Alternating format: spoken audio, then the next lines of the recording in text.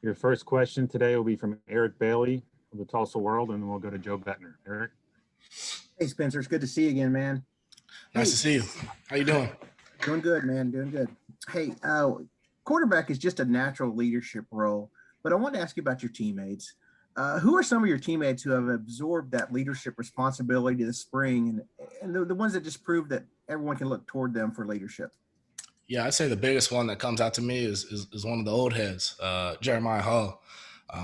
We actually had an offensive meeting this morning, and all the offensive leaders, we spoke on things we need to improve on and to work on throughout the spring. And I think Jay Hall said everything that we needed to hear today, and he's just one of those guys that has the knowledge and's been through the most here. With this being his 5th year and his last run at it, so. To listen to a guy like that and, see his work ethic and do things like that, it's great to have him as a teammate. Spencer, thanks a bunch. Have a good weekend. You too. Okay, Joe Bettner and then Jason Kersey.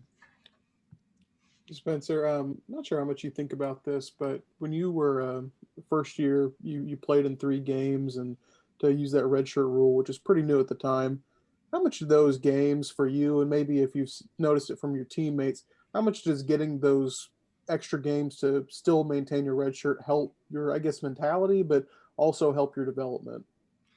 I think it's big because I think it was a four game limit, if I'm mistaken. But yeah, I mean, playing those 3 games as a freshman, kind of getting into the mix of everything, it was very helpful to get in a live situation in a real game and, just go through your progressions, go through your reads. But, at the end of the day, it's just playing ball. So, yeah, I mean, for everybody, it's going to be different. We'll see how everybody, prepares and goes into those games as new guys. And, it's definitely a big learning experience, I'd say. Thanks, Spencer. Okay, Jason Kersey and then Ryan Aber. Yeah. Hey, Spencer. Wanted to ask you about the name, image, likeness stuff that's coming up. You're someone who I think people look to as someone who could probably really benefit from this. So what steps have you taken to prepare for that? And have you started thinking along those lines? Most definitely. My family and I have been preparing for this since we've heard of, the rules changing and all of that. And just knowing what my family and I could benefit from is huge. I think it's going to pass here in the summer or when school starts. It'll be a blessing when it comes, but right now my mindset's just on football, all that fun stuff with NIL, and that'll benefit myself and my teammates. So I'm looking forward to that, of course, but the goal right now is just football. Are there any businesses that you want to do ads for? Most definitely. I got, I don't want to say any right now and hurt anybody's feelings, but I got a bunch of businesses I got planned and companies we could do some work with in the future. Trust me. Thanks, Spencer. Ryan Aber and then Austin Curtright. Yeah, Spencer. Thanks for doing this morning. Yes, I know we asked you about Marvin Mims early in spring camp. Wanted to get your impressions on him after being around him a little bit more and going through, more formal practices with him. Where have you seen growth in him and just what stands out to you about him? Oh yeah, Marvin's, still doing what he does. Catch the ball, get upfield, make plays. He does his job. He blocks well. He's just very smart. His IQ is very high. I feel like every day he's taking a step, and that's what we're trying to do with all our receivers is, focus on catching the ball before scoring, make competitive catches, no drops, run crisp routes. And, Marv has been a good leader for that group as well, especially with him moving to the inside to slot. We could use him different ways, and I think he's going to do a really good job. He is so far. Appreciate it, Spencer. Yes, sir. Austin Curtright and then Kerry Murdoch. Hey, Spencer. I wanted to ask you about Mikey Henderson. From your perspective, with him switching positions, how has that transition been from him, and how has he grown this spring? Yeah, Mikey, he's doing really well. Everybody's got to clean up a couple mental things, especially from switching positions from H-back to running back. He's picked up on everything really well. He's a guy he's a big dude. He can run, take him out the backfield, get him the ball in his hands in space. And that's how we've been utilizing him. He could do it all. So he's another guy I'm really excited to see grow during the season. And he's one of the guys I want to see really pop off here during this next season. Thanks, Spencer. Go to Kerry Murdoch and then James Hale. Hey, Spencer, thanks for doing this. You just getting on the practice field more with Jaden and knowing that Trajan is kind of just probably happy for the first time in a long time in practices. And can you talk about those two and also a little bit about Mario Williams, because a lot of people have talked about how impressed they are with him. Yeah, no, Jaden and Trajan, those are some our top two weapons. They're up there. They create mismatches wherever they are on the field. Being able to see these guys come up, with each other at camps or All-American games. I played against Jaden, played with Trajan in the opening and All-American games. So, already having that chemistry with Trage,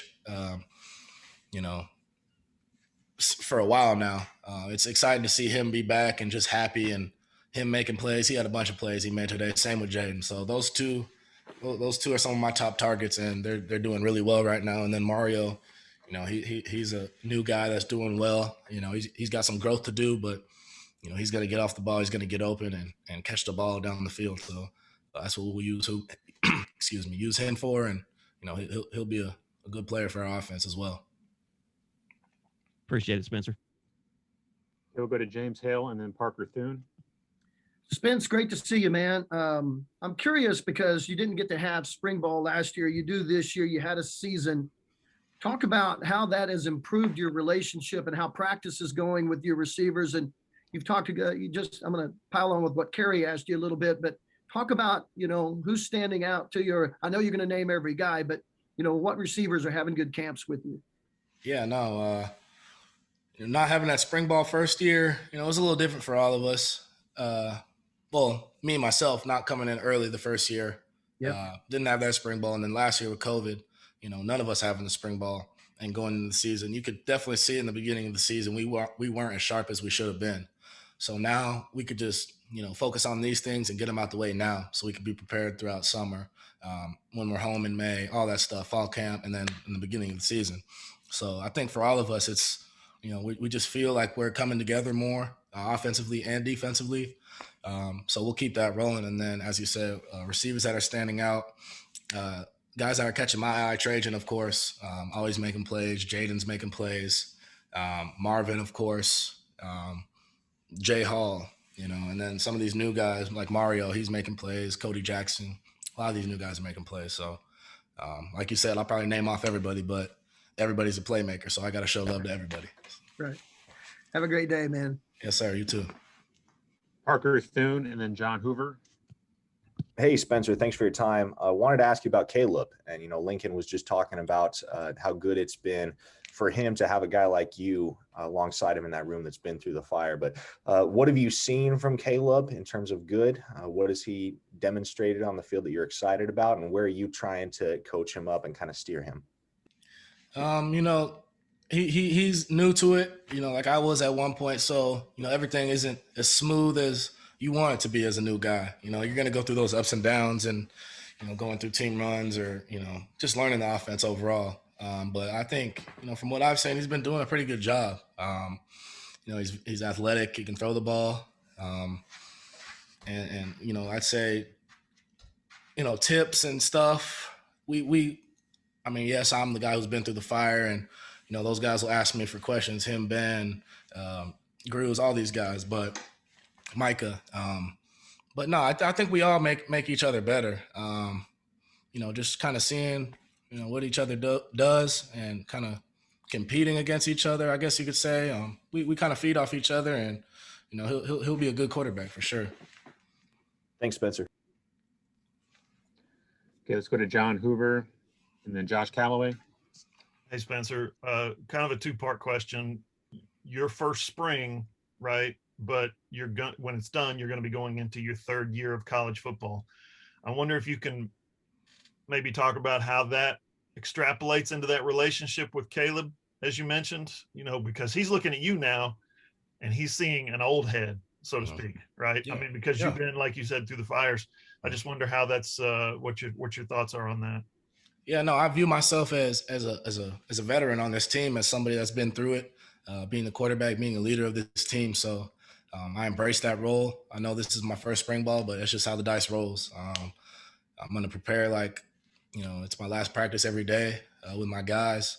And, like you said, these younger guys looking up to me and all these older guys on the team, we got to set the example on the field and, make sure that they're doing the right things. And I feel like leadership wise, we got steps to take, but we're getting there. So, yeah, I'm excited to see where myself and the other leaders on the team and how the young guys respond to us throughout the season and fall camp and all that. So we're just trying to be a positive influence to those guys. Thanks, Spencer. Yes, sir. Okay, just two more, Josh Calloway and then Dean Blevins. Yeah, Spencer, I'm just curious, a guy we've heard a lot of really good things about is Eric Gray. Just what he provides to you, that extra element of catching passes out of the backfield, just what you've seen from him over the last month. Very explosive. He's a guy that can make one cut and he's gone. The other day in practice, he had a run, reverse field, juked the linebacker and took it for 80. So just, that right there shows you what type of a player he is. He's a very confident, very humble player. You can come out the backfield, catch the rock, and, of course, run that thing. So Coach Murray is coaching him up and those other guys as well. The running back room looks super deep right now. Appreciate it. Yes, sir. Okay, last one, Dean Blevins. Yeah, Spencer, I asked Coach about this a minute ago. I'm curious your thoughts on it, about what type of a quarterback you expect to be your first snap this year versus where you were at the end of the bowl game. He mentioned physically needing to continue to develop and some other things. How do you see yourself? What type of different quarterback do you think you'll be?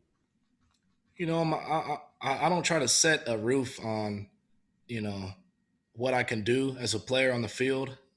I know my coaches around me. I know my players around me will make me better every day at practice. So for me, it's just, I'm not over stressing on anything. I just go out there and play ball. Of course, I want to tighten up every single part of my game. I want to get my physicality to the best it can be, and that'll come with time. We got time right now before the season, and that's what I'm working on, just everything I need to. And I want to be the most unstoppable quarterback, best quarterback in the country coming up to this year and put on a show and do it with my guys.